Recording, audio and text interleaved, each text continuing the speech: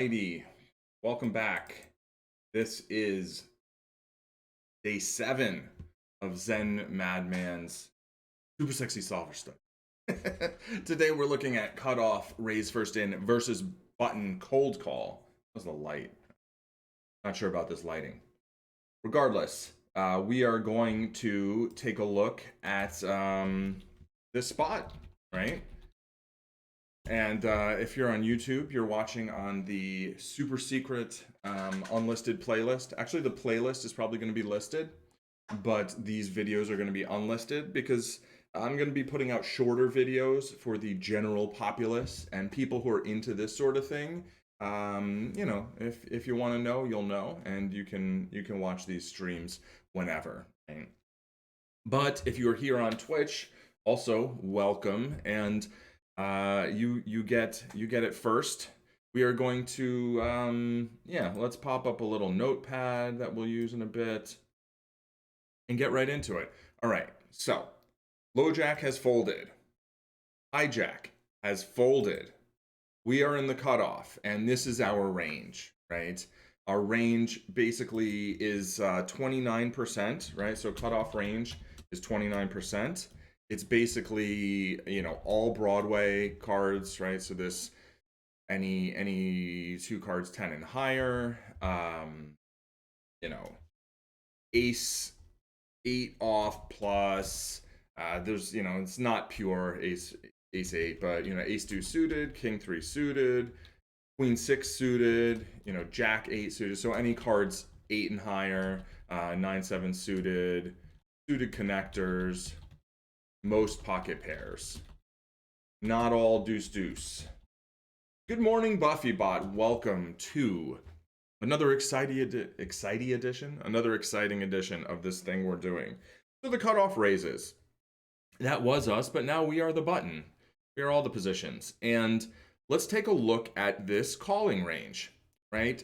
How does it differ from the button cold calling range against hijack and low jack? Well, first thing I notice is we are never flatting queens, never flatting ace king off, right? So boards where that becomes relevant, that will become relevant. It won't be super relevant because I should reposition my mic for a little better audio quality. It won't be super relevant because we were only calling with a sliver of them before, although against low jack it was like 50%.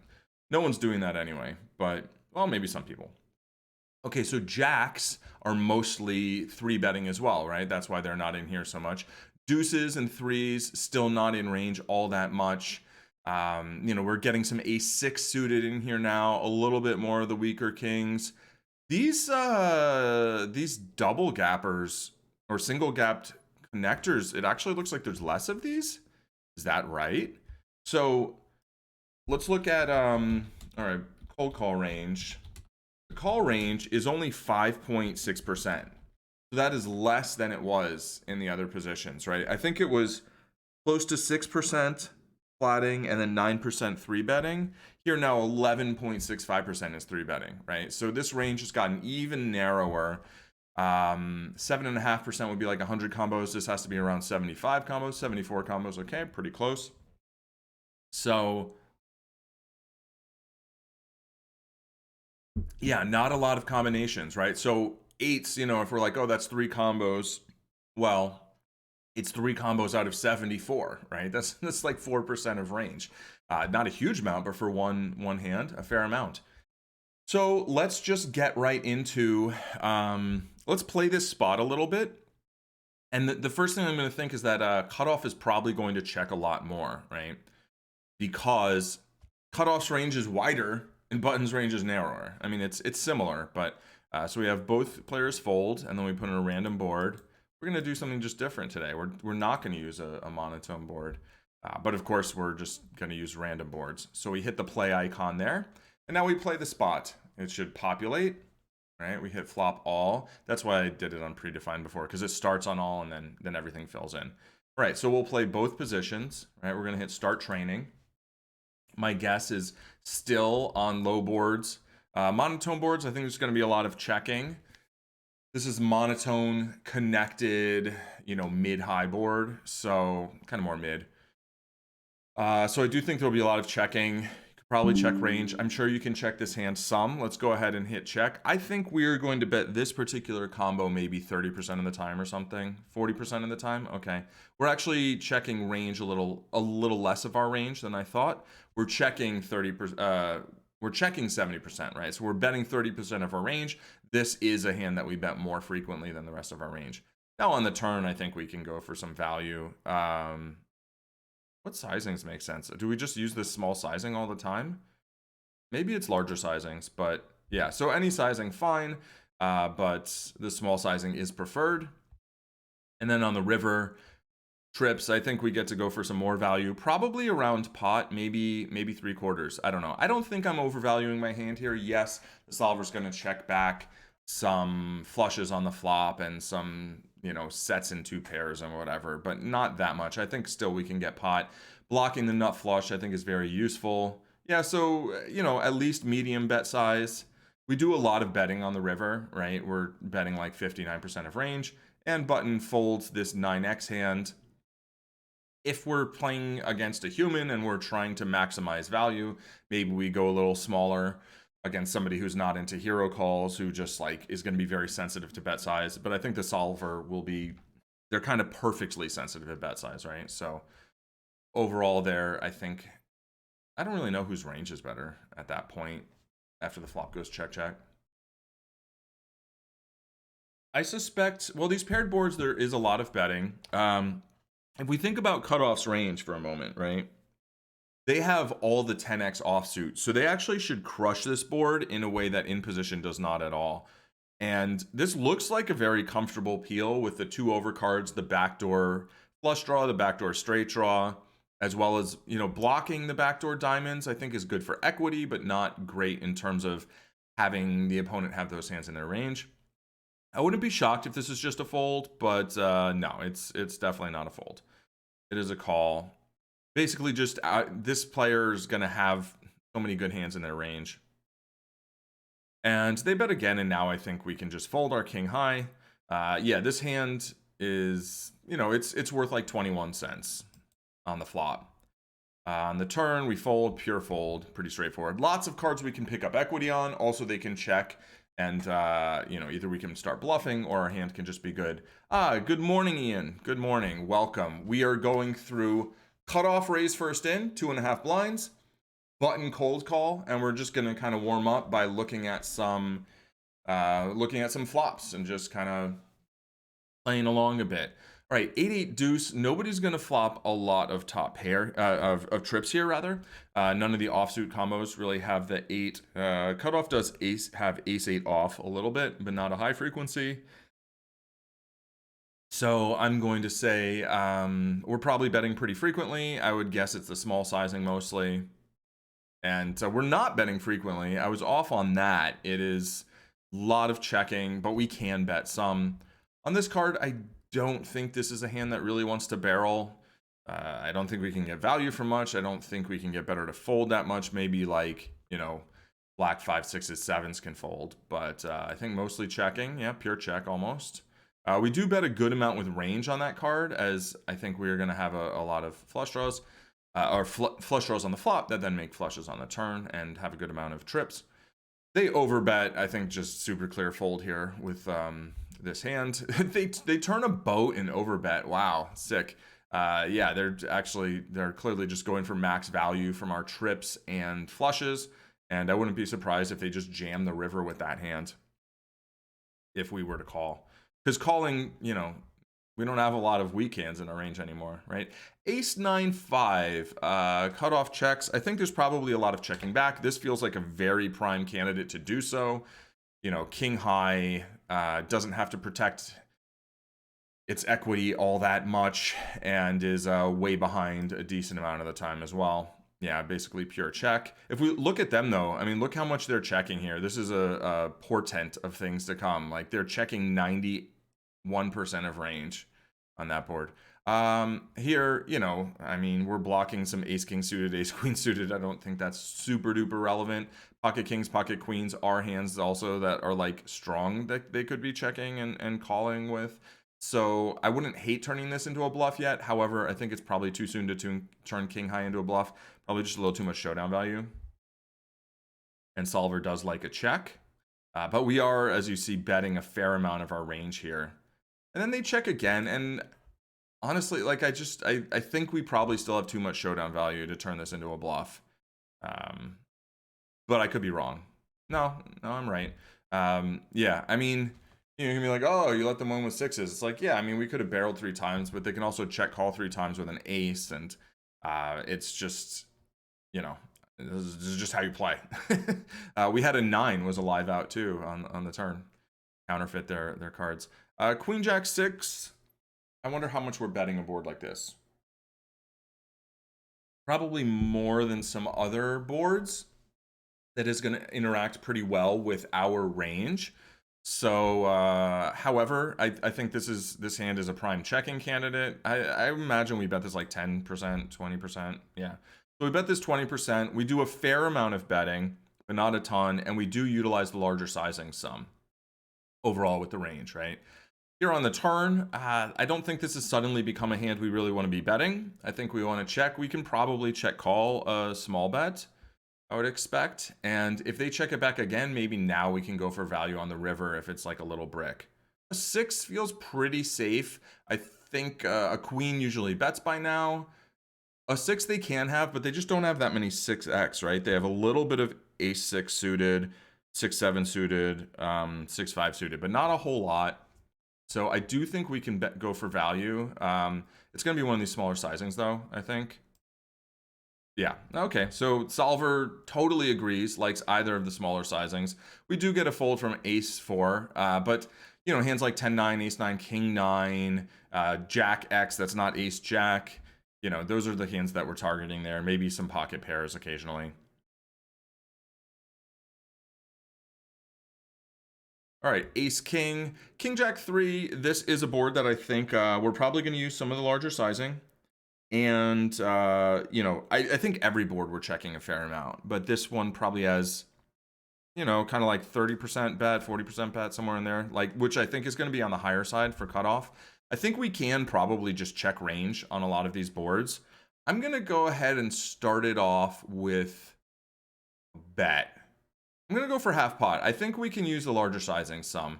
I don't think this is like a small size only.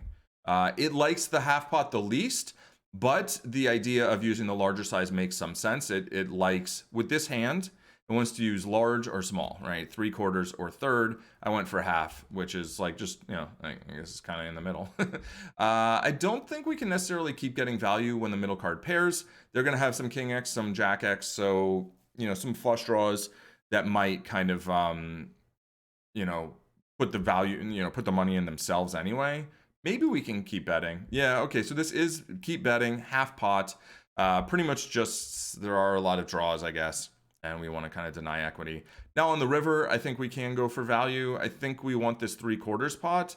When they check back the turn, I don't think they're going to have a lot of very strong hands. So we are going to have slow plays and whatnot out of position. So maybe we can even go bigger, but I'm going to go with that sizing. Yeah, it prefers pot. It wants to go pot. So basically what it does differently than I did is it prefers either larger or smaller on the flop. Then on the turn, it mostly wants to bet, especially half pot sizing. And then on the river, it wants to go even bigger, having taken the line that I took. All right, so I think that hand was kind of conceptually accurate, but a little off on the details.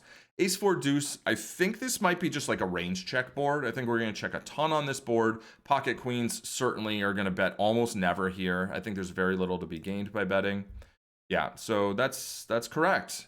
When we do bet, we use the larger sizing. If we look at what we've got there, basically with the hands, we're almost always checking. And when we bet, it's like less than, we bet, 14% of the time or so. I guess this sizing, do we get to just like fold? Probably not with the spade. This hand's probably too good to just check fold. Yes, this hand is too good to check fold. Overall, we get to fold a good portion of our range though. But I will say, like, continuing almost half of range against that bet size, it's going to be hard to come up with all those hands. Clearly we don't want to have any leads on this card. And if they bet large again, like I think we just get to fold queens now. Like against an overbet, I don't see how we can continue. It is very close to neutral EV. And they did flop bottom set, went big, big. Makes a lot of sense, trying to get max value from ace X. And yeah, proceed to the next hand. We'll just do a few more, and then we'll dig into kind of the mechanics of how the spot works, how you play each spot, each position on different board textures. Okay, monotone, we're going to do a lot of checking. Sevens are just above the 6, but they're below the jack and the 9, so it's kind of interpair, right? Not overpair, not underpair, interpair. Do we want to go? I mean, I think betting small is probably fine and checking's probably fine. I don't think we're going to use a large sizing that much. Yeah, so mostly check, bet small occasionally is fine.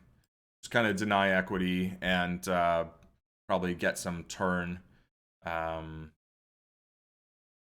ace saved us on the turn bet. Yeah, on the previous hand for sure. I mean, with the queens and they flop a set of 4s, like you want the ace on the board.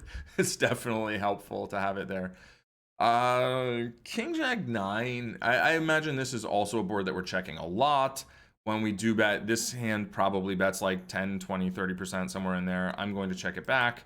Yeah, it likes all the different sizings. It uses about 25% of range for betting. This hand's pretty much an average bet. Against this sizing, with all this stuff on board, I don't see a lot of merit to calling. I mean, 3-1 with a very weak draw. You know, okay, so it's super dominated. And apparently it's like, yeah, you could call some, you could fold some. Mostly, you know, with all these under pairs, they probably mix all of them because when the river comes like, you know, a brick of diamonds, you want to hit some sets no matter what the one is. So like you don't just call 8s and fold deuces. Like you mix them in such a way that different runouts you're always going to have something some of the time. But I think we don't have to worry about that too much because when we play, our opponents don't know our strategy perfectly. All right, this board two-tone, I won't be surprised if we want to use some of the larger sizings. This feels like a very good hand to do so. I think it's either going to be 3/4 or half pot. Small bet doesn't feel right to me. We could small bet and then bet bigger later. Because the straight's available already, though, that could be wrong.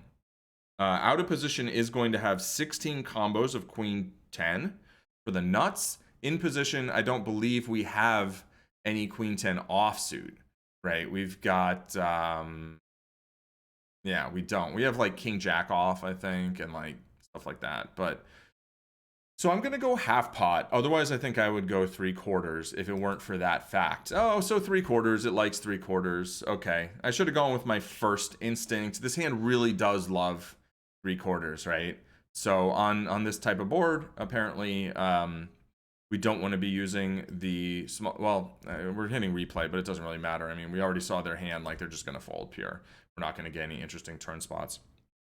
So yeah, it wants to bet this almost 100%. I'd say you could bet all of your, you know, nut flush draws without gut shots. I imagine a hand like, you know, ace jack of clubs, ace 10 of clubs. You can maybe, let's check that out actually. Maybe sometimes you can check back those nut flush draws because they don't benefit as much from getting folds. Yeah, here, ace jack of clubs, we do a lot of checking. Ace 10 of clubs, not so much. Ace 9, there is no clubs, and ace 8 of clubs. Yeah, so basically the weaker the hand, the smaller the kicker, the more betting we do. But mostly it's just that ace jack where it's like, yeah, I've got a pair. I'm not really trying to make you fold top pair, and I have a nut flush draw, so I'm mostly going to check that ace jack of clubs there. Okay, because you do want some nut flush draws in your check back range, right? Because you want to be able to turn the nuts when it's like a 2 of clubs, and then they can't have like a queen high flush and think it's the nuts. You want to, you know, be able to nut over second nut that. I think there's just going to be a range bet. These small boards, maybe not 100% range bet, but like 80% of range or something. Yeah, so this is not one of the hands that loves betting, but I didn't even really think down that far. Basically 69% we are checking this hand. Nice. But The range is only checking 37%. So not quite a range bet. You know, the 8, I guess, is a little too high, maybe like 7-4 deuce or 6-4 deuce range bet. But we get to bet here quite often. So that's kind of a heuristic that we've been able to bring over from the hijack and low jack. It's nice to see patterns, right? See how each situation is a little different because the ranges are a little different, but how certain concepts still apply. And I think just overall, just you do enough of this work and it becomes pretty intuitive. You can pretty quickly, I mean, like today, you know, this isn't a spot that I've studied yet, and I'm at -0 average EV loss, right? I've lost a penny if this were 50 cents a dollar. So, all right, king 6-5 with 2 diamonds. This seems like a decent hand to c-bet, and I imagine we are c-betting a decent amount on this board. So I'm going to go ahead and third pot it, but I don't expect the betting with this hand to be much more than 30%, if that, and range as well. Yeah, so actually much less, even less, right? We are really not betting this board very much, and we are betting this hand even less. But you know, you can do it occasionally. All right, so probably we should just play a range check on flops like this. It just simplifies our strategy. Here on the turn, this is not the sort of hand we want to be barreling with. Obviously, we can't get value, and we did not pick up equity. There were lots of cards we could pick up equity on, and then I think I would want to fire again. And there's lots of semi-bluffs we could have on the flop that still have strong equity and might want to triple off. All right, so we're going to fold here. And yeah, that's a pure fold. All right, so let's take a look at individual flops, shall we? So we will go, I think it's here. No, we'll go back one more, right? We'll go back to here, cutoff, and we'll say, how often do we think cutoff bets? I'm going to say like 20% or less, probably. Okay, how does cutoff play versus button call? Oh, yeah, okay, pretty close. Check 80.65%, right? Bet 13%. No, sorry, bet 33, 13%. And then, yeah, bet 50, 2.5%. Bet 75, 3.753%. Okay, so I don't know why I was so detailed there in terms of getting all the decimals, but overall story, tons of checking, right? So much checking out of position in these spots. Doesn't use the large sizing that much. There are, if we filter for this, there are boards, right, where where the large sizing is dominant, where large size is preferred. I mean, not even just preferred, it's like dominant, right? And then are there any like range betting spots? Let's see. There are close to range bets,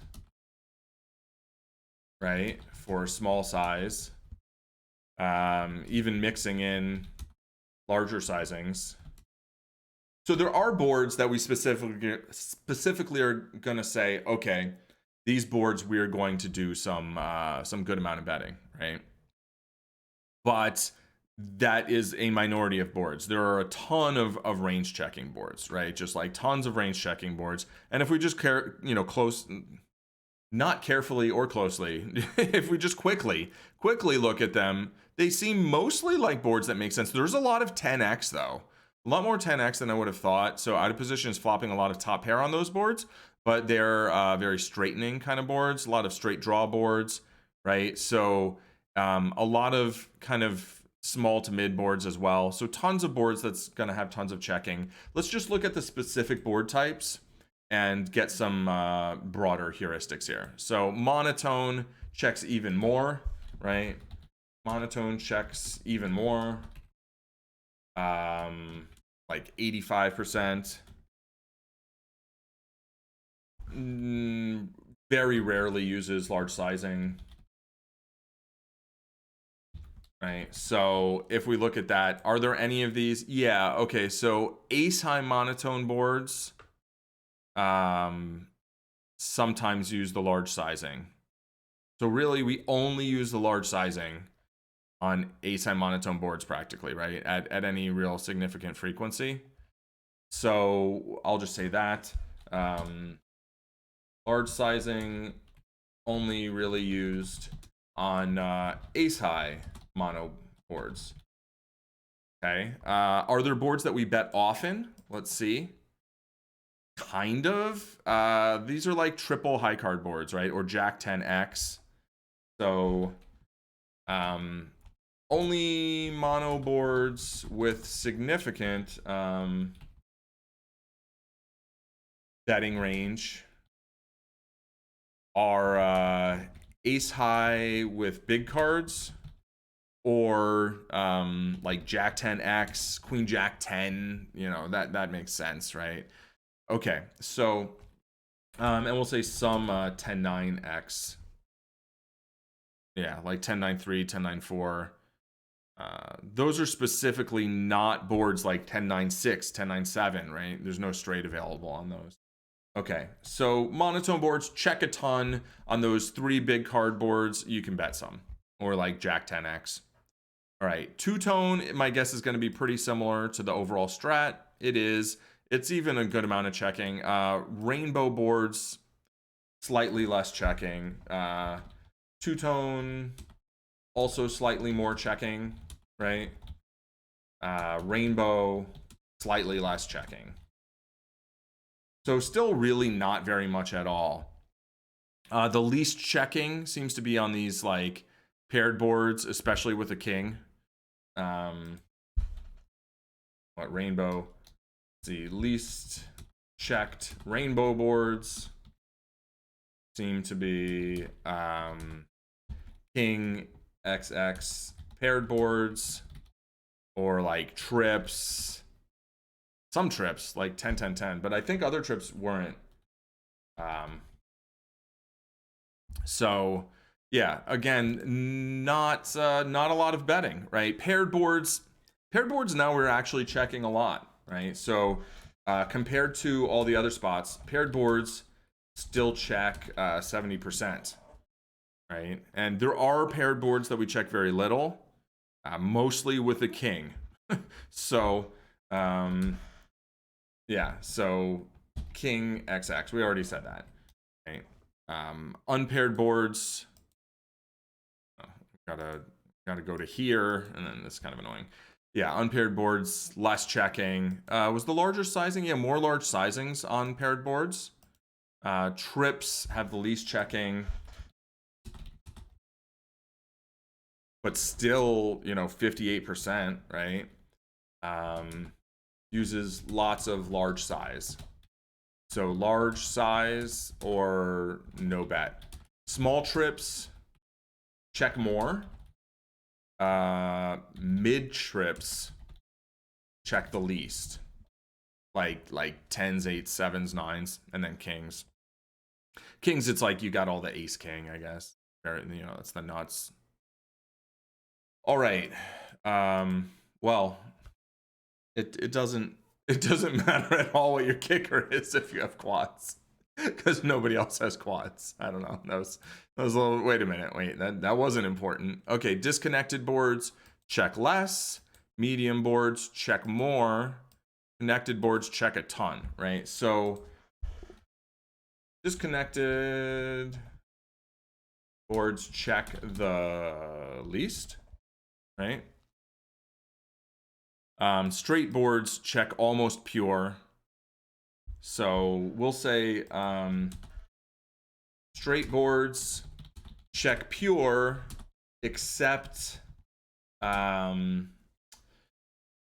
for high straight boards, right? Boards where out of position is just going to hit the board a lot. And then we've got some of this larger bet sizing. If we look at these are all the Queen Jack 10. So these are all ones where now Ace King being the absolute nuts is pretty relevant. So, all right, let's look low. I think pure check. Yeah, low check a ton. Besides trips and pairs. Middle check normal. High check the least. So that all makes sense, right? Low boards check most. High boards check least. All right, so that's a pretty clear, simple analysis of that spot. How does button respond to cutoff check? Next question.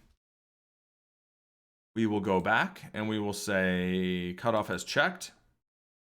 And button now, I think, is going to bet probably not a ton overall, but maybe close to 50%, in the 50% ballpark. Because out of position is checking so much, they're going to have, I would think, like a fairly protected checking range, basically. In other words, they're checking a number of strong hands. Okay, check 47%, 48% closer, and mixed bet sizes, we'll just say. Okay, so yeah. Monotone boards, are we still checking a lot? Monotone boards, yeah. Mono boards check, we'll say 63%. Use some larger sizings, right? Let's take a look at which ones use larger sizings. These King XX, Ace XX, those use the larger sizings. A high, K high. And then, you know, this middle sizing also gets used on a lot of ace high, king high. And then the smaller sizing, yeah, we're betting close to range on like small, mid, straight boards. So we'll say bet small, close to range on small to mid, straight boards. Cool. All right. And as always, if you know, while we're streaming, let me know if there's a spot that you'd like to dig into more. And if you're watching this on YouTube, which, you know, you're in the secret unlisted playlist, then you can just go to GTOBase. There'll be a link in the description below, and just, you know, click through, and hopefully it's clear kind of how you do that. If it's not, there's a tutorial that should also have a link in the description below that may or may not, it might not get into this, but yeah, I'll have something like that at some point that's a little more explicit. All right, so we looked at monotone. Let's look at two-tone. Two-tone look like the overall strat, so we're not going to comment on that. Rainbow, check a little less, right? Let's see, monotone. So two-tone was 48, monotone was 63, rainbow is 44. Yeah, that's not even really that worth commenting on, so we won't. Paired boards, check a little less. Doesn't use large bet size much. Paired boards, check a bit less. Don't use large sizings. And these are always, unless there's some other factor, right? Except like ace, king, king, ace, queen, queen, like ace, Broadway, Broadway. So we'll say some big card boards, right? Except some big card paired boards use big size. Some middle paired boards use mid size. So that's kind of easy to remember. Okay, we'll go away from that. Trips look like never use large sizing. Bet frequently, you know, bet 60% of time with 33% pot on trips boards, right? So, and in terms of like which hands should I bet, well, that's in the future. That's another thing that we're going to study more carefully in the future, right? And we will be getting just, you know, drilling down, right? But here we're kind of getting the overview. Like, here's the situation: cutoff, open, raise, button, call, right? What types of boards? What should our first thoughts be when we see different things? Okay, disconnected. I think this is going to have probably more. No, not really. This kind of plays like the overall strat, right? So we're not gonna make too much of a note. It's a little bit more checking. Medium, again, pretty similar to the overall strat. Straight, the connected basically means it's a straight available, I believe, in this program. So this has the least amount of checking, right? So we'll say boards with straight available have least amount of checking, but not too far. Only 60% of range bets. So that's not that far from the overall strategy. Now I expect to see more difference in the low, middle, high range, right? So low boards probably bet close to range, 70%. That's definitely something you could round off to range. It would be a little aggressive, but probably okay. Especially since out of position is probably supposed to check close to range on these boards, but players often probably bet too many of their good hands and check too many of their weak hands. Therefore, the exploit probably would be to bet range on these boards, right? So look back there. Okay, low boards bets 70% of range, mostly small size, mix a little mid size. And then you'll see also there are, a few select boards. Basically 876, you can go large.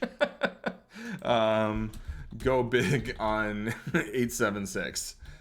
And I literally wrote 987. That's hilarious. It's just because the keys are one over. But yeah, so this board, like, why do you bet more on this board? Okay, well, you're probably supposed to have 9-10 suited, right? And you have 4-5 suited.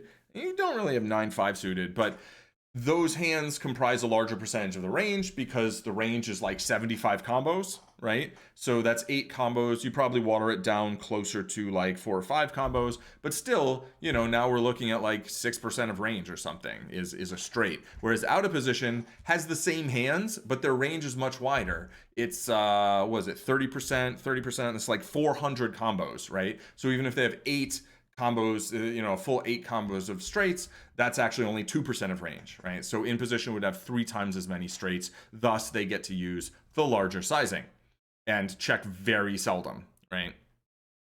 And I said go big on 7, but actually mix bet sizings.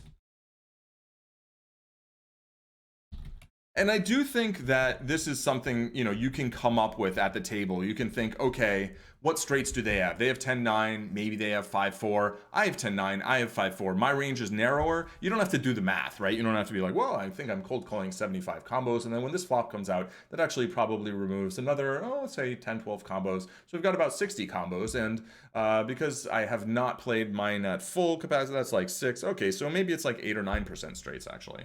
You don't have to do all the math. You can just be like 8 divided by big number is smaller than 8 divided by small number, right? It's like a lot of these things you can kind of ballpark and you don't really need to be super specific. I have a good question. I'll be the judge of that. No, just kidding. On the ace 4x board, what if it was jack 4x, brick turn, and villain still bits we call, then brick river and villain bets. All right, so the board I believe was ace 4 deuce, right? And this is what Ian's referring to. I had pocket queens. It's like ace 4 deuce.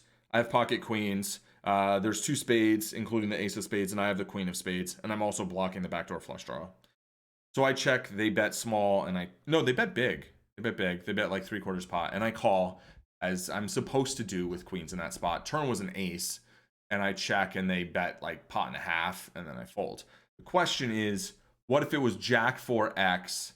So jack 4 deuce, brick turn, so let's say it's a deuce. So jack 4 deuce, they bet again on the turn, we call brick river. I mean, it depends on what we mean by brick, like a 7 or something. Do alarm bells go off in real life? No straights or flushes get there. Can you get away? Honest opinion, like, yeah, it depends on the player, but it's a kind of wet board. If it's like jack 4 deuce, then we're thinking like, okay, they can have ace 3 suited, they can have ace 4 suited, there's all the flushes. At that point, I don't want the queen of spades, right? Because I want them to be able to have like ace queen of spades, king queen of spades, queen 10 of spades, queen 9 of spades. I don't want to block all those. So the question is like, is this person capable of 3-barrel bluff, first of all? And if the answer is no, we just fold. Hi, Robin Hooded. Welcome. Yeah, so I think if somebody can't bluff, we could just fold. Like they just have it, right? But then the other question is like, can they overvalue ace jack? Can they bet worse for value? If they can overvalue ace jack, then like now we go back to like, okay, I don't think we can fold. So the two things we want to know are, you know, if they can never bluff, and we also don't think they'll overvalue ace jack, our hand's just like trash there all of a sudden, right? It's just like, yeah, this person isn't going to have enough bluffs. In solver land, I think we can get away from it with the spade blocker where we're blocking flush draws. We can probably more likely get away from aces, somewhat oddly, right? Because aces are now also blocking ace 3, ace 5, so we're blocking even more bluffs. It turns out that like blocking bluffs in spots where we're thinking about hero calling is so catastrophic to the value we get from like a hero call, because even if we're blocking some of their value, usually blocking bluffs is more harmful than blocking value is beneficial. And that's because we're always getting some sort of odds, right? So usually we're saying, okay, we think they have 10 value combos. We want them to have 5 bluffs. Cool. Okay, fine. But now what if we block? So we're getting 5 to, say we're getting 2 to 1 on our bet, right? And in that case, it would be a call because we beat 5 hands. So we win 1/3 of the time, and we lose to 10 hands. So we lose 2/3 of the time, right? Because it's 2 to 1 ratio. If we block 2 value combos and 2 bluff combos, now from 10 to 5, a 2 to 1 ratio, we're going 8 to 3, right? That's not a 2 to 1 ratio anymore. That's like 2.66 to 1. So now we're losing significantly more of the time, right? We're losing 2.6 times out of 3.6. So blocking bluffs there, yeah, having that queen of spades really would not have made me happy if I were considering a hero call, right? And if somebody goes like bet, bet, bet, and they're using big bet sizes, I'd consider that a hero call. In real life, against somebody using like small bet sizes, like bet, bet, bet, like, yeah, okay, what do you got? And then they roll over ace jack or king jack, and you're like, I have queens. So I'm like, you have queens? How could you have queens here? Why would you check that? It's like, I don't know, because I wanted to. So you would just bet this, and I want to get value from your bluffs, right?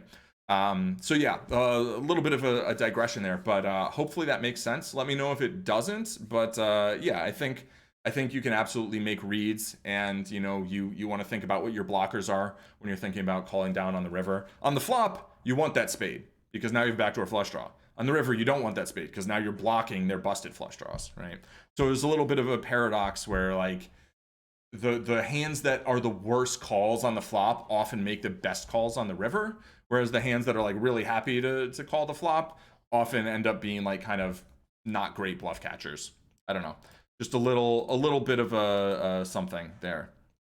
All right, where were we? Low boards, bet 70% of range, mostly small size, mix, go big on like 8-7-6, right? Okay, middle boards I think are going to play closer to the main strat. They do, right? And then high boards I think are going to be a lot of checking. Yeah, so check more on high boards. Check more on high boards. Great answer, thanks. You're welcome. I'm happy to. That's the point of doing it on Twitch, right? Is then we can just dig into individual spots when we want, and yeah, I think it's fun. Okay, so I think we've done this spot now, and let's see what happens when the button does bet. They are mostly using the small size, so again, we will mostly look at how out of position responds against the small size. So we'll say, how does cutoff respond to button bet?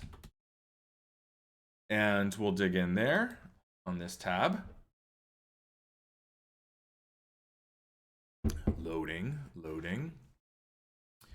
Okay, so they call.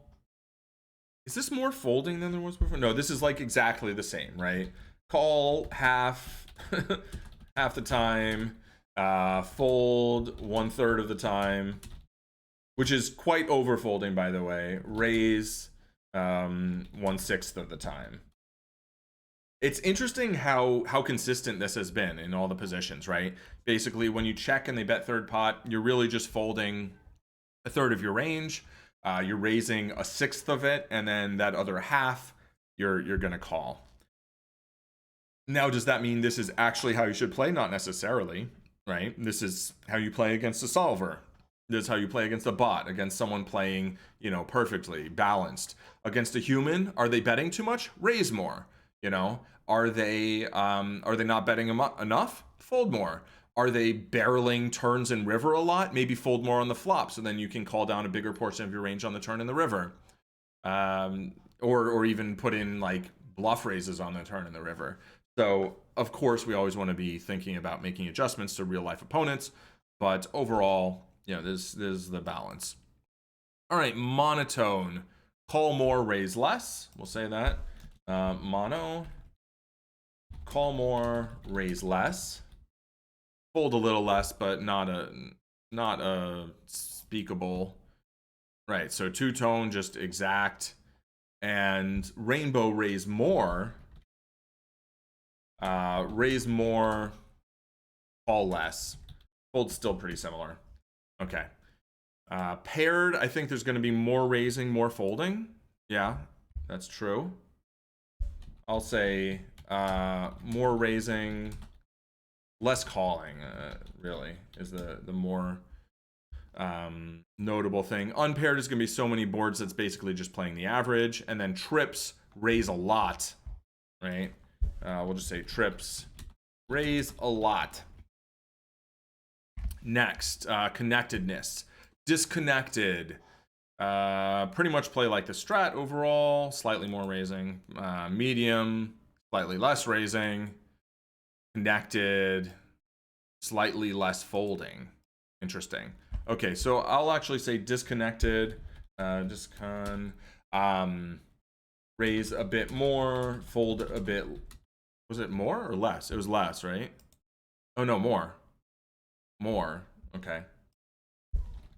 And then straight is, was this raise more, fold less? No, it's just basically just fold less. Yeah, okay. Call more, fold less. And then we've got low, middle, high, low. I think there's a lot of calling on low boards. No, there's a lot of raising on low boards. Middle boards, pretty much overall strat. High boards, less raising. So low boards, more raising. High boards, less raising. More raise, high, less raise. Okay. And then the final category is, how does button respond to cutoff c-bet? And the reason I'm going to the reason I'm looking at kind of how cutoff responds to button c-bet first is or not c-bet, but the button bet, is that the button bets more than the cutoff. So it's kind of I don't know. I think it's the spot that is the next consideration. But you know, we can go down the tree in different orders. All right, so this is button. This is button versus cutoff c-bet. Call 64%, fold 21.4%, raise basically 15%. So that's not much folding at all. That's very little folding, right? So to put it in words, floats a ton, right? And I spelled that floors. Why did I do that? Why did I do that? I don't know. My typing is so much worse than I used to be such a good typist. All right, so you could look at these. Look at some of these. Look at this. Look at this. You just don't fold trips boards, right? Low trips, low mid boards, low mid rainbow boards, just never fold, right? Okay, so let's actually start by looking at, I mean, I've been doing monotone, but let's look low, mid, high. This is probably, maybe this is more important, right? Low, mid, high. Low, fold very little. High, fold a little bit more. Middle, yeah. So basically low, very little folding. Yeah. And a normal amount of raising. Let's see, middle, a bit more raising, high, less raising. So middle, a bit extra raising. And I think that makes some sense, right? We're going to hit those boards a fair amount, but then also they are not going to be, like we're going to hit them, but they're not going to be, what's it called? The way to put it.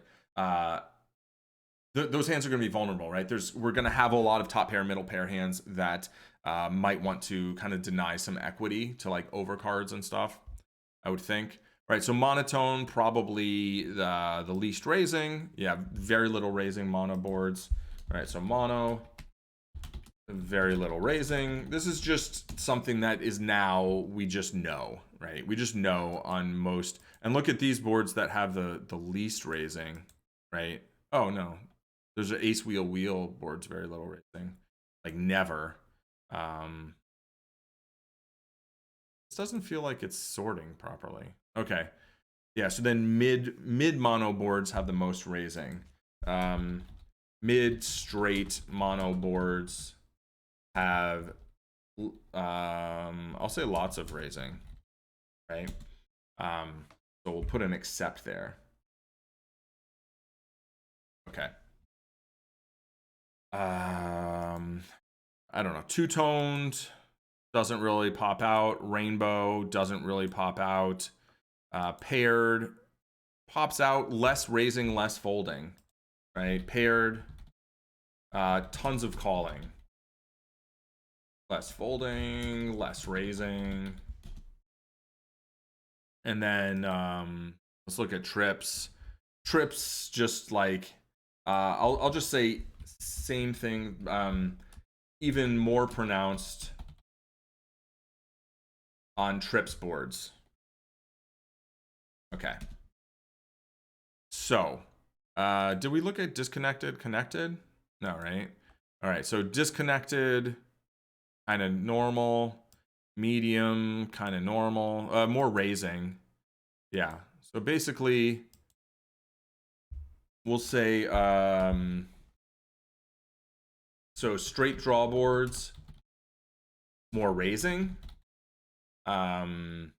Straight boards, more folding, less raising, I think, right?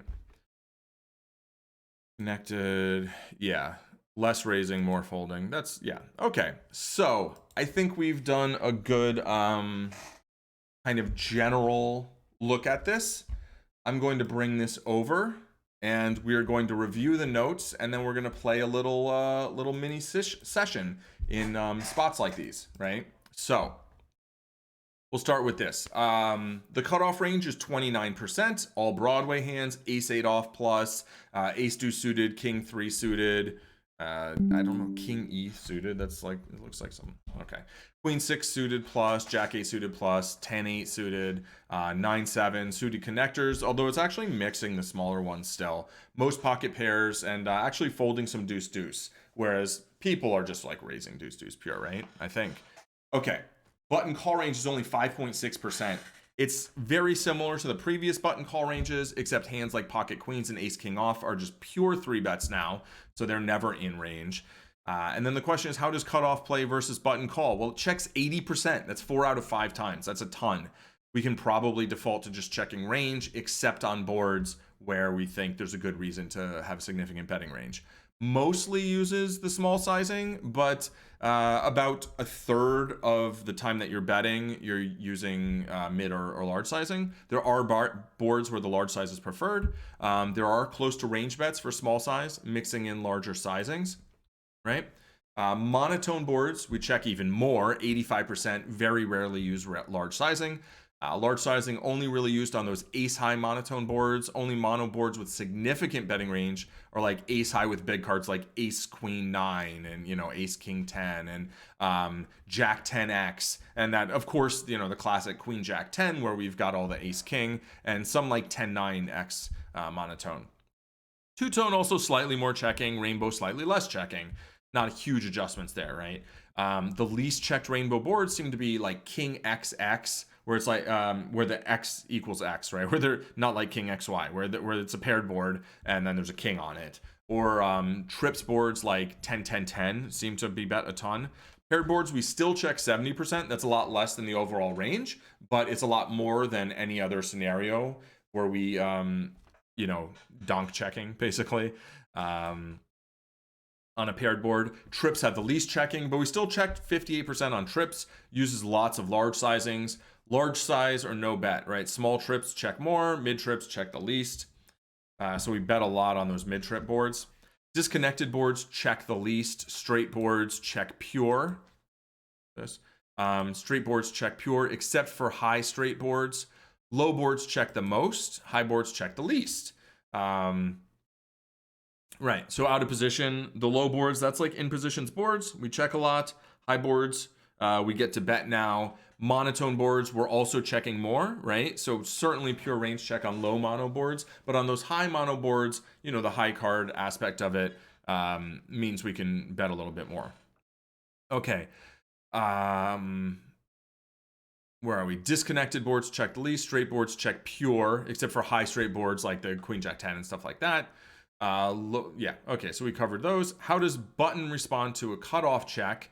Check 48%, mixed bet sizes, right? So a fair amount of betting now, but this is going to be kind of, I think, similar to how button plays against a big blind call a little bit, right? Not quite. It's different in terms of what boards we bet, but in terms of check percentage, I think it's probably close. Monotone boards check 63%. Use some larger sizings, especially on ace high or king high boards. Bet small, close to range on small to mid straight boards. Paired boards, we're going to check a bit less. Don't use the large sizings, except use on big card paired boards, use the big size. Some middle paired boards, use the mid size. So, however big the pair is, that kind of somewhat determines what sizings we want to use. We're going to bet third pot about 60% of the time on trips boards. So we're betting, not range, but pretty frequently. Boards with straight available have the least amount of checking. Only 60% of range is going to bet. But still only 60% of range bet. So it's like on trips, right? Where these are the boards we're betting a lot, but it's nothing close to a range bet. Low boards now 70%. So we probably can range bet now for the small size. Mix a little mid size. Go big on like 8-7-6, but like really mixed bet sizings there. You could probably go half pot with like range or something. Check more on high boards, of course. When the button does bet, how does the cutoff respond? Call half the time, fold a third of the time, raise 1/6 of the time. So it's the same kind of pattern we've seen before, right? From the out of position pre-flop aggressor who checked and then faced a bet. Monotone boards, call more, raise less. Rainbow boards, raise more, call less. Monotone boards, just generally we're playing more passive facing aggression. Rainbow boards is more, like let's go. Paired boards, there's more raising and there is less calling. And then trips, even more than that, even more raising.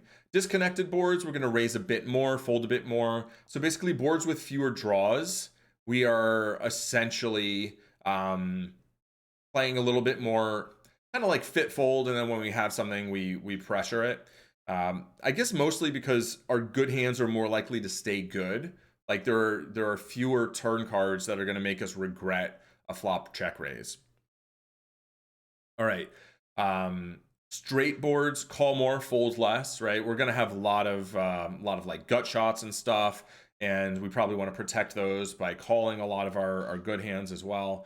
Low boards, we raise more. High boards, we raise less. And the thing is, on high boards, they weren't betting that much at all anyway. So basically, when we've checked on a high board and then they bet, that's kind of an uncommon scenario, and we're not putting in a lot of action there. How does button respond to cutoff c-bet? Call 64%, fold 21%, raise 15%. So that's just a ton of floating in position, right? And that makes sense. You've got position. Cutoff wasn't supposed to bet that often. They did bet, and you're like, all right, prove it, right? So you just call a whole lot. Raising 15% still. That's still significant, right? All right, on low boards, there's very little folding. Middle boards, a bit extra raising. And then monotone boards, very little raising, except those mid-straight mono boards. Like it was like 8-7-6 monotone. It's like, yeah, okay, let's go. Lots of raising. I think like 3% of range almost is going to be straight flushes. So paired boards, tons of calling, less folding, less raising. That's even more pronounced on trips boards. That's what I was attempting to write when I wrote that. You probably can't read that easily unless you have a big monitor. It's for the best. Straight draw boards, more raising, and straight boards, more folding, less raising. So we play more cautious on like the straight boards. All right, I'm going to take a breath after that, and we are going to play this spot in just a moment. All right. Maybe we'll play it like 20 minutes. It's not surprising that like when we do 3 days that are all similar, right? Like basically button cold call against each of the different field spots, that each day goes a little faster. And part of it is like getting better at studying and being a little more efficient in the process. But part of it is also, I've also like kind of weaned out some of the pre-flop things that I just didn't feel important to go over. I mean, we're going over the ranges, but I'm not like blind training them. I just don't think that was that useful. But also just there's so many connections that we can draw. That's like, okay, we've seen this before. It's this thing, as opposed to kind of looking and be like, oh, what is this?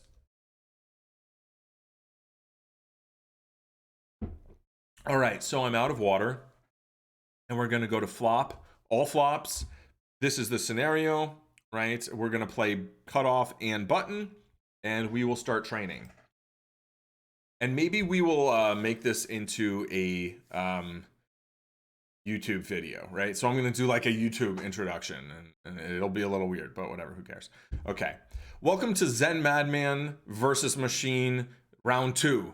Today we are going to look at cutoff raise first in versus button cold call. Perhaps I will have a video over here that you can click through for learning how to set up these scenarios and then train them yourselves. But let's just get right into the play. We're going to play 10, 20, 30 hands, something like that. And I'm going to talk about my decision process. Now, monotone flop. The out of position player does a lot of checking. In position player probably will as well. This does not feel like a hand I feel compelled to bet. So I think we can start with a check very clearly. Oddly, if we look down here, right, it says, yes, you are supposed to check 80% of your range. However, this hand actually makes quite a good bet. And I suppose that's because we can fold out lots of equity, like better ace high hands, maybe even some pairs. I don't know. We can hit a 4. We really don't mind when we get raised off our equity because we don't have that much when we get raised. So a little surprising there, but we're supposed to check it some of the time. So it's probably on these boards that you're supposed to check a lot. It's probably not going to be a mistake to check any given hand. Little bit of a cheat code there. Okay, so the 10 on the turn, is that good for my range, their range? I don't know. I think I'm gonna hit the 10 more, but that's not necessarily gonna cause me to bet that much. I do think because I was wrong about the flop and this was supposed to bet a fair amount on the flop, we probably should be betting the turn, maybe even like over betting the turn, but I am going to check anyway because, hashtag knit life. Interestingly, it's like, no, just check pure now on the turn. So I guess basically on the flop, we had our chance. On the turn, it's like, it's too late. You got to check this. We don't bet. We bet a little bit more of our range on the turn than we did on the flop. On this river, I don't think I can get much value. I mean, I think a jack bets a fair amount on the flop. A 10, I think, is probably just folding to a bet. And the solver will have slow plays in their range that a human simply would not. So I'm going to check this hand. Perhaps I can get some small value with it. If I had a better kicker, if I had like ace queen here or something, which maybe I bet on the turn, but I would be more inclined to try and go for value here. And the solver's like, no, you can get value. You can get value. You just got to bet really small, right? And now when they bet full pot. Geez, can I just fold for full pot? I mean, I do have top pair, right? Are they just turning all sorts of things into bluffs? They don't have, I mean, I guess they have a lot of air still, right? I mean, they could have betted on earlier streets. Full pot, it's like ace high, like, do we actually fold top pair to the first act of aggression we have seen in the hand? Probably not. On the other hand, like, we definitely don't beat any value. And it's a little weird spot for them to have a lot of bluffs. I'm going to call, and apparently that's pretty neutral EV. They made the wheel.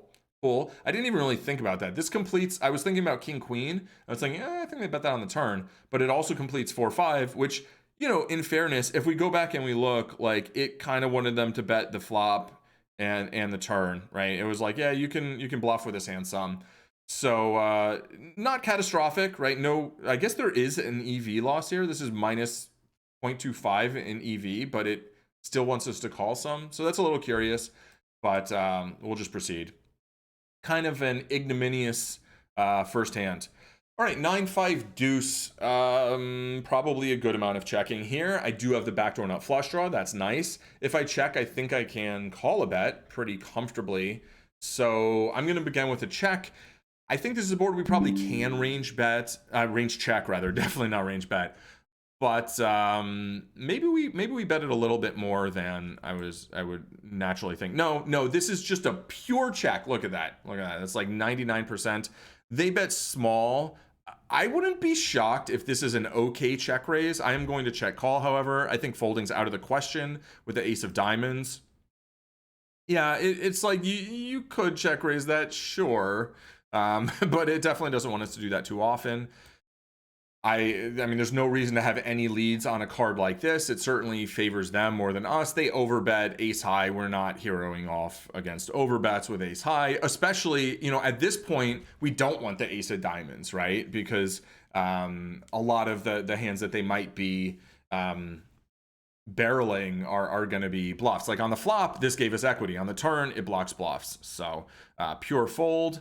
And with range, we're doing a lot of folding and then sometimes putting in like a big raise.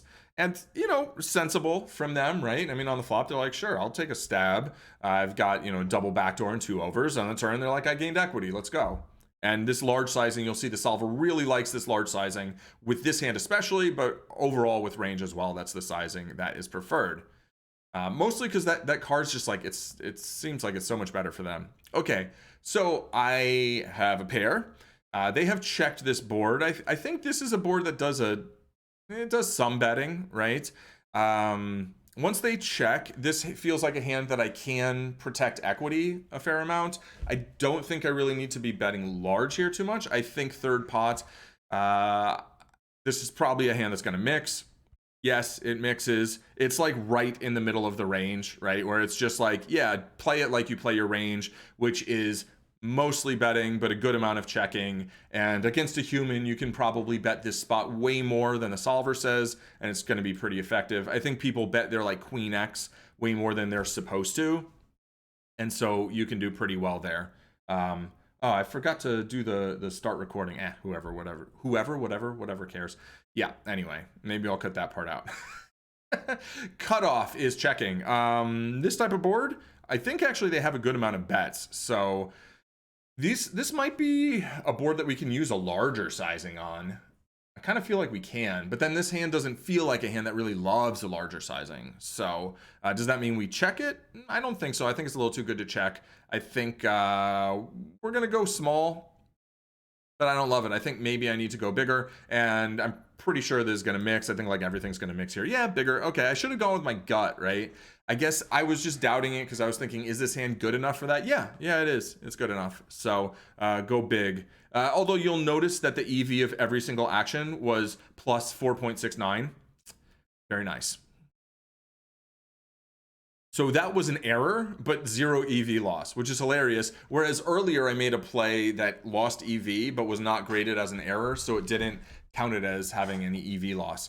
On this, I think we can bet small, or we can check. Probably a fair amount of checking in this spot, but I will put the bet out there. And this is kind of the thing I'm talking about. Like, I think in game, I look at this and go, oh, I can bet some, I can check some. And then I bet most of the time. And it was like, yeah, you're only supposed to bet 10% of the time. Am I checking it 9 times out of 10? Not now. I mean, maybe I will start to. I get raised and like, I hate it. But, I mean, can we like find a fold here? This is the sort of thing where when it happens in reality, like I'm already thinking about like, what am I going to do on the turn? Like there's 3 good turn cards for me. I'm crushed by pocket 4s. Pocket 10s, they're flatting a lot. Ace 10, I don't think they really have offsuit. So if we think about, well, there's only one combo of ace 10 suited, right? Ace 10 of spades. And there's only one combo of ace 4 of ace 4 suited, which is ace 4 of clubs. And then there's 3 combos of 4s. So there's not a ton of hands that like I really should be that concerned about. Ace queen, they also have some of. I'm not sure that would raise here though. Yeah, I call. It's like almost a pure call. If anything, you're supposed to re-raise, which I'm not quite sure what the idea behind that is. Now they bet pot. I don't think we're meant to fold top pair good kicker yet, but there's like so few draws. I mean, they do find a way to find, bluffs and stuff. They can certainly have ace X of clubs, but then I don't know. Maybe we get to fold this now. Maybe we get to fold it. No, we do not get to fold it. It's the sort of thing that's just such an uncomfortable spot against a human because they're not finding the bluffs. But like, I'm trusting the solver to find the bluffs, and that's why I'm still calling. Now, do I have leads here? I think I just don't have any leads, so I think we just check. And then when they jam, they're gonna have 4-4, and they're gonna have clubs. But they don't jam, they use this small bet sizing. I can't imagine I was supposed to call the turn and then fold this river. We are losing to clubs now, like a weird king queen or something. Maybe a hand like ace 10 still bets, and we get they value cut themselves. They did flop a set of 10s, and we actually can mostly fold the river. Like, that's so weird though, right? Like, turn, pure call, river, almost pure fold. I improved on the river. Obviously, we don't really want the club. But so I guess a lot of their turn barrels were picked up clubs. Like, are they just raising the flop with like 7-8 of clubs or something and then barreling that? I don't know. Maybe 4-5 of clubs, and then that's barreling, and then that gets there. So I guess we can fold the river. Like, in reality, I don't know how I actually play this hand against a human. Let's hit replay hand. Let's hit replay hand. What happens if I check the flop, as it wants me to mostly do? Right? What happens here? They bet. Okay, we definitely don't fold yet. We call. Pot's a little smaller than it was. Also, their range is a little wider than it was. Probably, right? We check again. This is not a card we're going to have donks on. They're going to overbet, right? Against an overbet, do we get to fold now? But we were facing pot last time, right? So their bet size is actually similar to what it was in the other line. Maybe we get to fold. Probably not, though. Yeah, it's close now, right? And jack of clubs on the river. And now what do we do? What do we do now? I mean, I still don't think we're really going to... Maybe we can have some leads here. I don't think this is one of them, though. Not against the line they've taken. Now, they just show it down. So weird. And they're supposed to jam like a small amount of the time. All right, well, let's move on.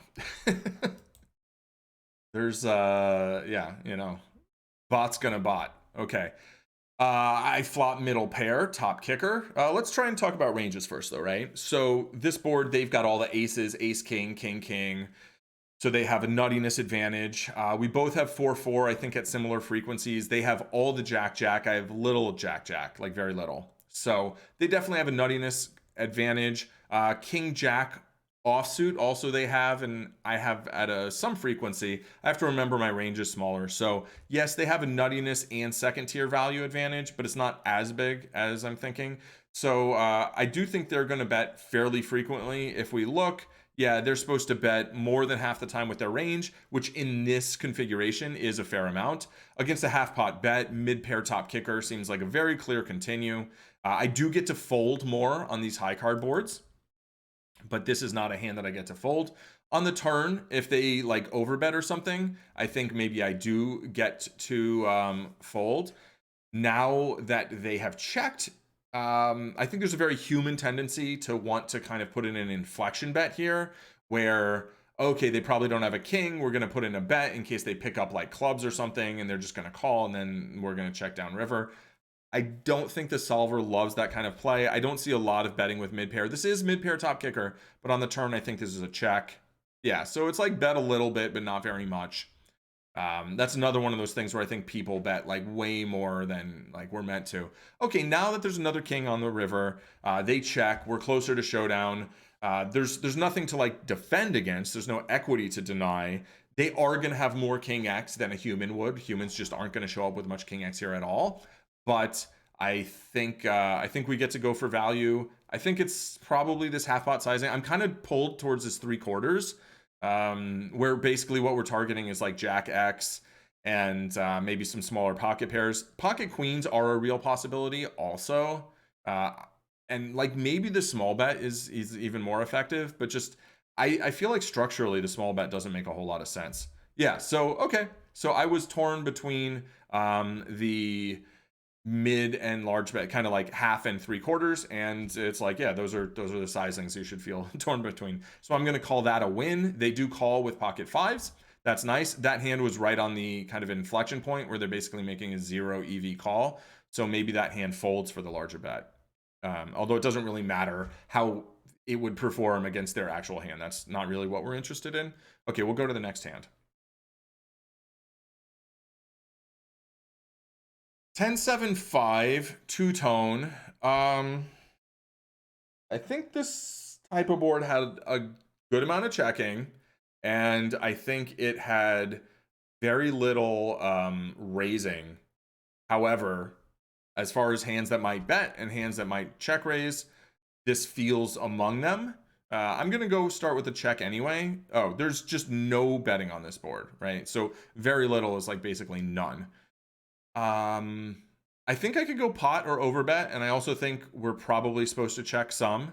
I'm just gonna go for the, oh no. So these monotone things, the flush comes in. I have to keep remembering, I don't think we overbet that much. I think it's pot. I think pot is the size the solver wants. It wants even smaller. It wants just like a little wee bet. So this was a mistake, very small mistake. You'll see the EV difference is like 0.1. It's like 1 cent. So conceptually this is off, although if we look at with the range, it's using the bigger sizing some as well, so I'm not going to really worry about this hand too much. I think recognizing that the flop was checked a ton is probably the most important spot there. Oh, I just noticed this shows the combos. This is like our whole range. It's kind of like a little bit of a kind of a cheat. You can't see the whole thing, right? Because my face is in front of it. But I'm not going to be looking at that for this. I could make another kind of layout where this is bigger and you don't see the rest of it. Let me know, especially on YouTube, if you'd like kind of a little bit different layout, but the same concept. All right. Small boards, we basically just get to bet range small, right? So like, let's just go for it.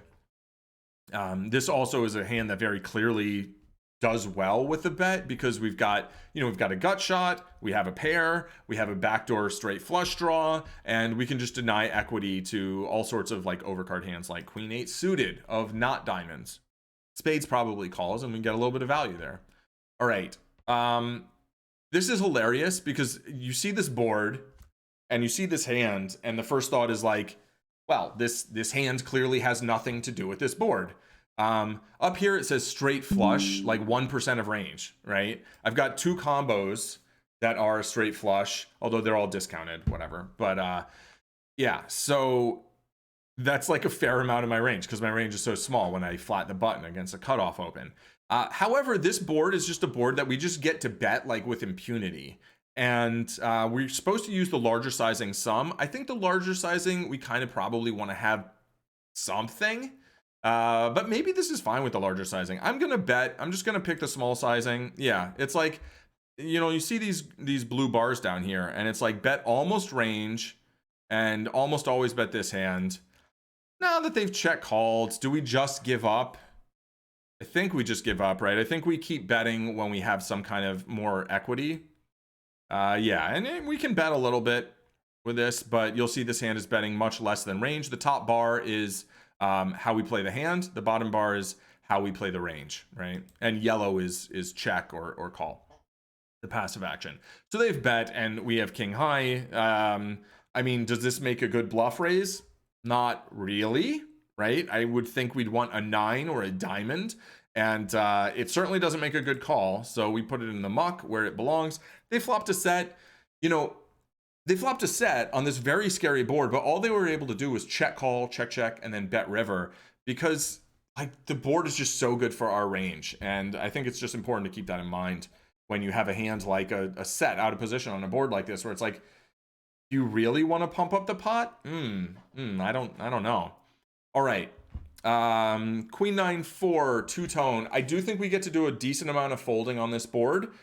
Overall, the button against a third pot C bet from out of position from the cutoff, I think was folding like 20% of the time. So with a backdoor and a pair, I don't think I'm gonna fold. If it were a different type of scenario where we're folding more than like 20% of range, I think sure you can find a fold. Here, in fact, this even makes a decent raise, like a bluff raise. Again on the turn, like, oh, third pot, like now I'm blocking multiple bluffs, so now the diamond and the spade are kind of liabilities for me. Sure, if the board, if a flush comes in, then like that helps me kind of bluff with it, but I don't know. I think I just get to fold now. Yeah, I mean, even against this small sizing, and nice play. They did manage to get a bigger pair to fold, but have a ton of equity against me, right? And the other thing is just like it's going to be hard to navigate turns and rivers, rather, right? And that's one reason that people like fold hands like this on the flop. But opponents should be giving up a fair amount on different turns and rivers. Like if we look at this on this turn, they're supposed to bet a ton, right? But I'm sure on other turns there was going to be a lot more checking. But that completed like Jack 10, which they have a lot of combos of. It's so dusty. Okay. King 6-7 two-tone. I forget how much they're really supposed to bet here. I think on king high boards, that's where they do some of their most betting. But for a third pot, again, in position, we're not doing a whole lot of folding against these third pot C bets. I have the nut flush, the backdoor nut flush draw, backdoor Broadway, an overcard, nut no pair. We ain't going nowhere. And in fact, some of these hands I need to remember, like, yeah, you can also raise them some as a semi bluff. Now here, I did pick up equity. I have a gut shot to the nut shot, but the 8-9 came in, which I guess I can rep, but also they can have, and they can go for a check raise. And also, there's a double flush draw. So I'm going to have so many really high equity bluffs. I don't think I need to be bluffing this so much, especially since I still have ace high. I still have the nut no pair. So I'm still beating a lot of things. And Solver says, yeah, you can bet this some, but you don't have to, right? You don't have to bet it that much. And now here on the river, I would mostly want to have a heart either to bluff this or to hero call this. I'm like so tempted though. But the ace of clubs is actually now a bad card to have, I think, unless they would usually barrel with ace high, and then maybe it's good to not have a different ace high. I don't know. What are they turning into bluffs here at this point? No. But like maybe, no. Yeah, queen 10. Okay, so some thin value there for quarter pot. And when people do this, like you could just raise them and find out whether there's someone who is going to bet second pair and call a raise for value or what. I like to do this like when I river the nuts in a spot where it doesn't make much sense for me to have the nuts, and it looks like this is the type of thing I'm betting, and then I just bet 3-bet, and then they call it off with like bottom pair. What?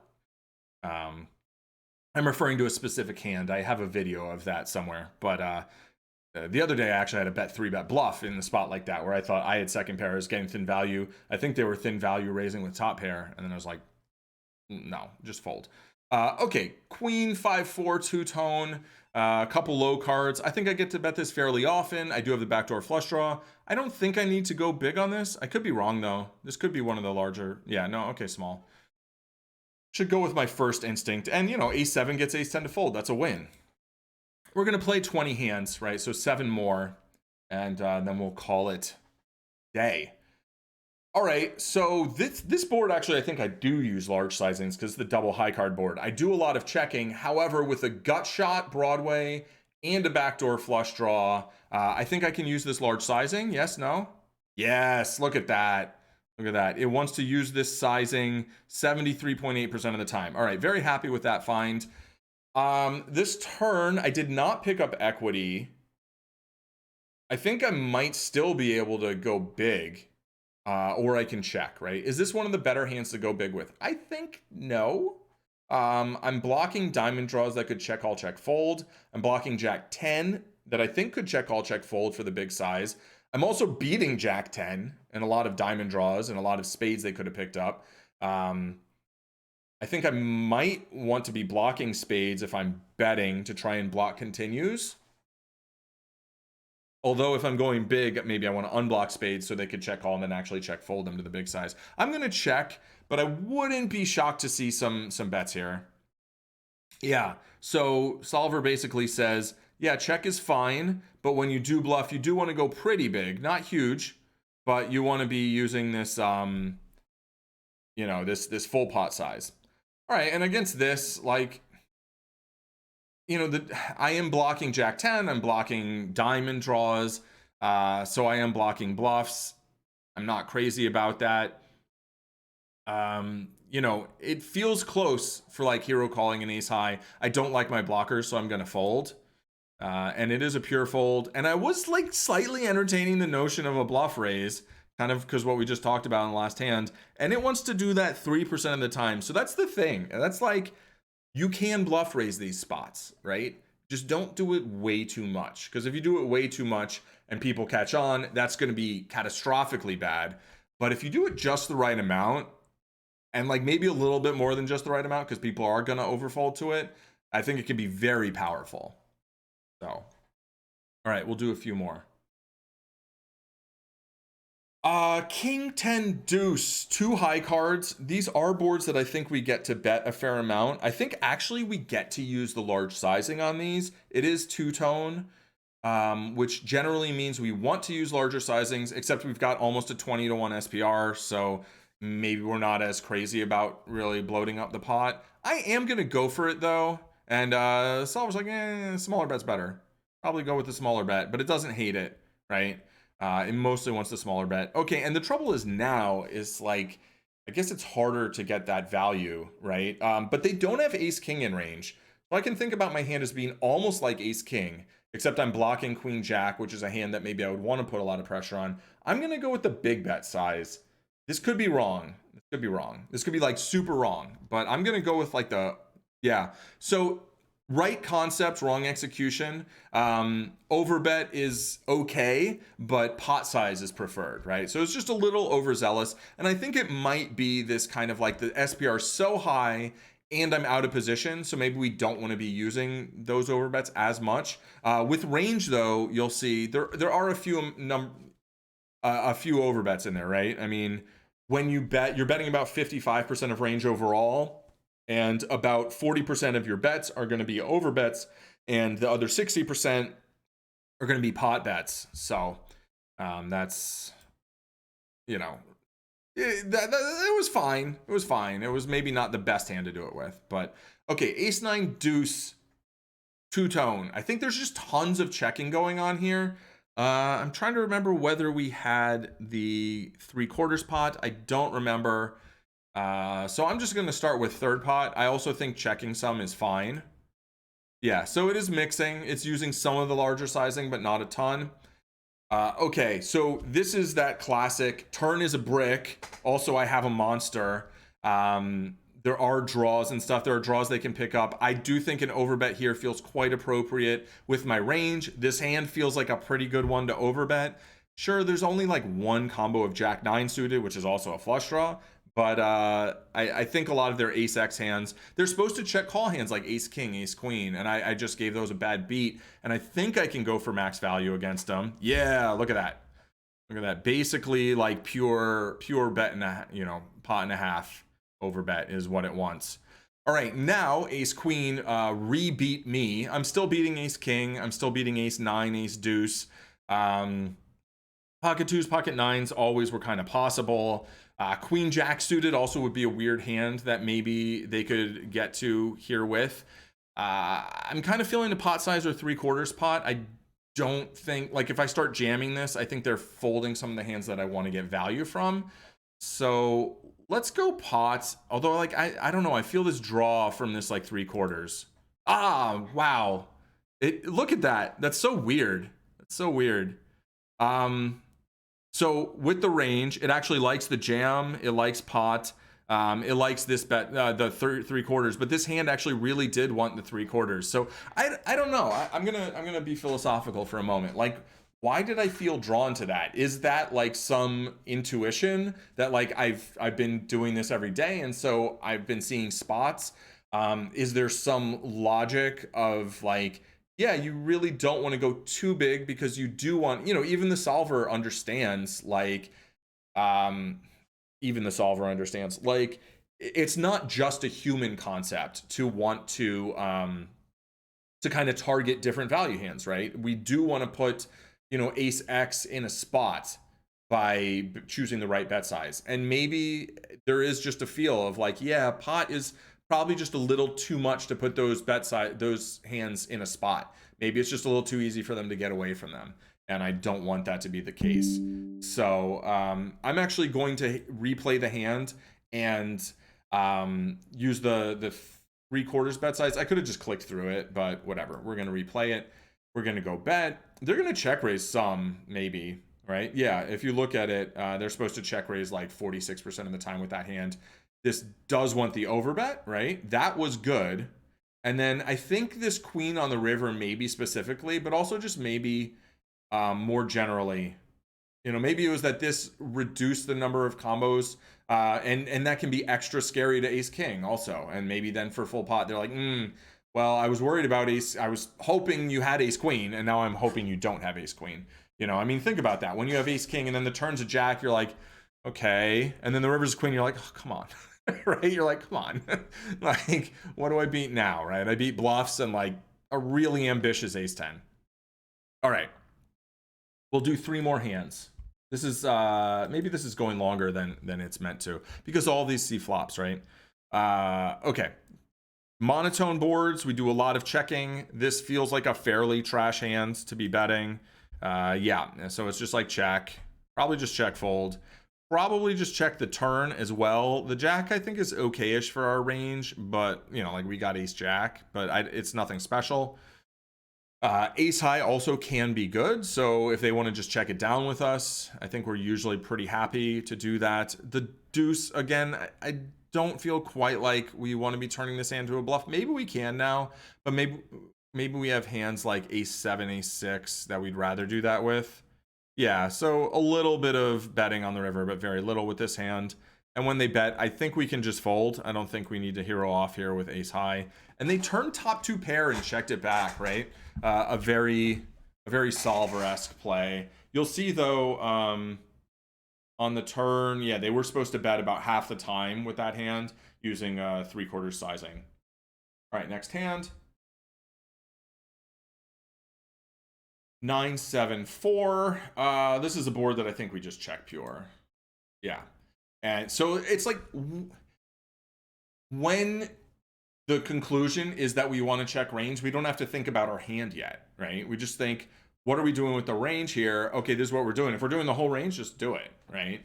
You don't have to like dig in yet. Now, the board, now we've got backdoor nut flush draw. We have middle pair top kicker.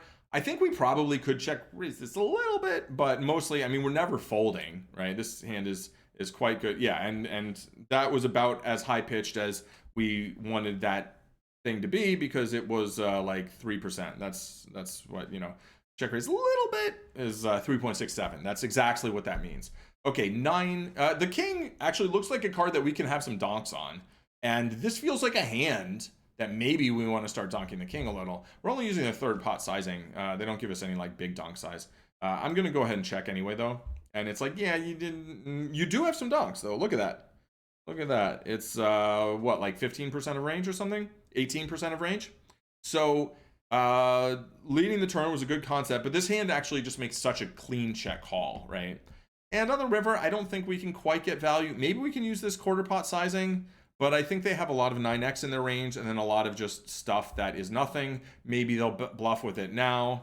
Yeah, we can use the small sizing a little bit. Doesn't mind. And they have a 9 and they check it back. Interesting. So we each had a pair and a flush draw. Very, very interesting spot on the turn. Or, not so much that the spot was interesting in terms of like the actual action, but just in terms of like, yeah, there's a lot of different types of runouts, right? Either of us could have made 2 pair while the other one made a flush. That would have been fun. Queen 9-3, 2-tone. This type of board, I don't think we bet a whole lot. This hand, if we are betting this board, I think we can use this hand like 3/4 pot some, but we can definitely check it back some. Yeah, we're actually mostly meant to bet it, and I think the most common action is that 3/4 pot bet. So good to see that. Nice little positive reinforcement there on that theory. This card I don't think particularly favors our range now. That's pretty decent though. But like the check range, it's hard to really think about like what does each player have in this check range, because you have to basically take all the hands that would have bet and remove them. So you're looking at this like negative space kind of, instead of thinking about what does a thing. Right, so I check it back. Now I'm just trying to get closer to showdown with my pair. Ace of diamonds on the ritter on the river. Pretty gross card. They bet, I think, just simple fold. With a diamond, maybe we can occasionally like make a play here. But yeah, and it's like, yeah, you can call this like 5% of the time. Sure, they've got the nuts, whatever. You're only losing a penny of EV. Okay, sure, nice story. Right, so thank you so much for watching. This video ended up a little longer. Let me know how you like the format in terms of, you know, Zen Madman versus Machine. If, you know, screen layout, you'd like some changes, but also just in terms of picking an individual spot and then going over hands. Maybe I should include some of the sort of like PowerPoint stuff up front. That would probably be more interesting. I don't know. I'm experimenting with the formats and I am very open to feedback. So let me know what you think. Hit like and subscribe. Super helpful to the channel. Trying to grow it to 1,000 subscribers as fast as I can so that I can put more energy into making videos. All right. Have a great day. Cheers. Why do I do this? I do. Anyway. Okay. So that's the end of the YouTube video. And now we're here back on Twitch. Oh, bye, Silver Dreamer. Thanks for joining. Thanks for saying what's up. I'll see you soon. Thanks. My pleasure, Ian. Thanks for hanging out and for the great questions. Thanks to BuffyBot and Robin Hooded as well for joining us. And for anyone else who doesn't chat, you're always welcome. And it's a pleasure to have you here as well. So I will wrap up the stream now though. I'm like trying to like record a YouTube video within the stream now, so that instead of like trying to put these 2-hour study streams on YouTube, I feel like that's not quite the YouTube market. Like Twitch has like a longer attention span, I think, on average. Of course, a lot of people you know, do both, but I think when going to YouTube, the idea is I want to see a video that talks about this as this kind of a little more concise. And on Twitch, it's a little bit, you know, it's a little more chill. It's like, let's hang out, study poker, talk about it. So, all right. I will see you all tomorrow. What's the day? Tuesday? Yeah, Wednesday. Oh, if we're doing yeah, we're doing an episode of of Kenobi, right? Are you doing it? I don't know. I mean, I'm doing an episode of Kenobi. We're gonna be covering Kenobi part 4. Oh, that's tonight, right? It's gonna be airing tonight, and it should be on my stream schedule. It is. Oh, Ms. Marvel. Oh yeah. Oh man, it's gonna be a week. Yeah. So I don't know. I guess talk to Matthew about that. The Ethical Panda. We do. This is for anyone who doesn't know, if anyone else is still here with us. This is Silver Dreamer, my buddy Will Freeland, who does the Hype is My Superpower podcast, which is a delightful podcast. Also streams building Legos and Gundam and whatnot on, as you know, Silver Dreamer, and then also joins us on superhero ethics and from time to time, like pretty frequently. Yeah, I think the idea was we were gonna do an episode of. Oh, does this command work? Let me see. Does it? Yeah. Okay. Excellent. Most excellent. Cool. Part-time guest host. Yes. So I think Matthew wanted to do like 1 or 2 episodes on Miss Marvel, kind of to not step on the toes of the superhero of the Marvel Cinematic Universe podcast. And I mean, they're going to be covering it every day, and we're trying to kind of coordinate when they're going to do their thing. We will probably have like a brief reaction on stream to it, maybe without spoilers for people who only watch Kenobi, and I don't know. We'll figure that out. But yeah, let's talk to Matthew about that and all. And okay. All right. I'm going to peace out and get some food and some more water. Like this is insufficient. This is not enough water for a stream. I don't know what I was thinking. All right. Cheers. See you in a few days, my dude. Word.